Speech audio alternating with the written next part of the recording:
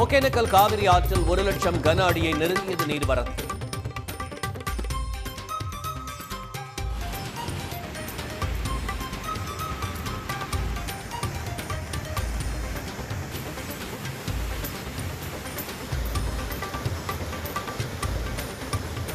அருவியில் குளிக்கவும் பரிசல் இயக்கவும் தடை விதிப்பு.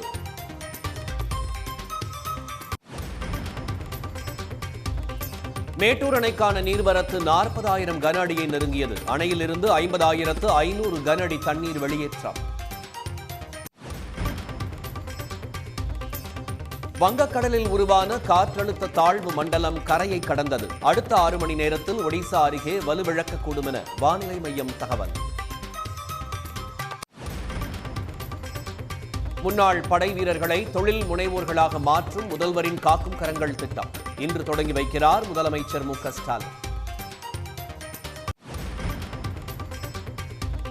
பரப்புரையின் போது ஆம்புலன்ஸ் வந்ததால் ஓட்டுநரை திட்டிய எடப்பாடி பழனிசாமி. ஒவ்வொரு முறையும் பிரச்சாரத்தின் போது ஆம்புலன்ஸ் இடையூறு செய்வதாக ஆவேசம்.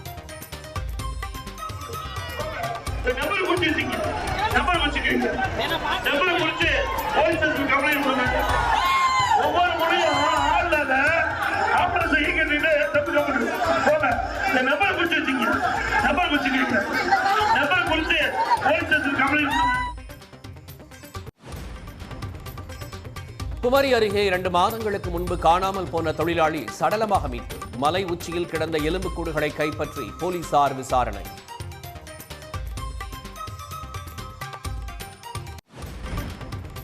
பாஜகவை வீழ்த்த ஜனநாயக சக்திகள் ஓரணியில் திரள டி ராஜா அழைப்பு. பீகாரில் நடந்த வாக்கு திருட்டு தமிழ்நாட்டிலும் நடக்கலாம் என எச்சரிக்கை.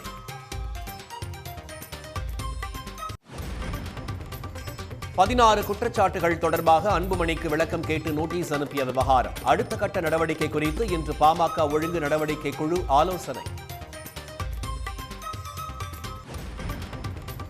இலங்கை சிறையில் உள்ள மீனவர்களை விடுவிக்க கோரி ராமேஸ்வரத்தில் இன்று ரயில் மறியல் போராட்டம். அதிகாரிகளுடன் நடந்த பேச்சுவார்த்தை தோல்வியடைந்த நிலையில் அறிவிப்பு.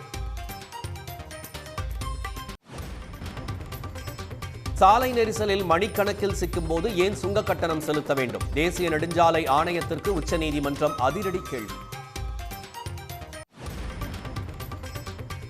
இந்தியா கூட்டணி ஆட்சிக்கு வரும்போது தேர்தல் ஆணையர்கள் மீது நடவடிக்கை எடுக்கப்படும். மக்களவை எதிர்க்கட்சித் தலைவர் ராகுல் காந்தி எச்சரிக்கை.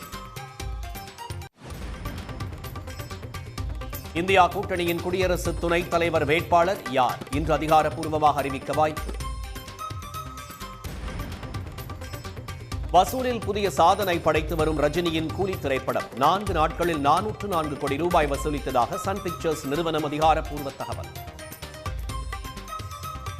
உடனுக்குடன் செய்திகளை தெரிந்து கொள்ள சன் நியூஸ் பெல் ஐகானை கிளிக் பண்ணுங்க.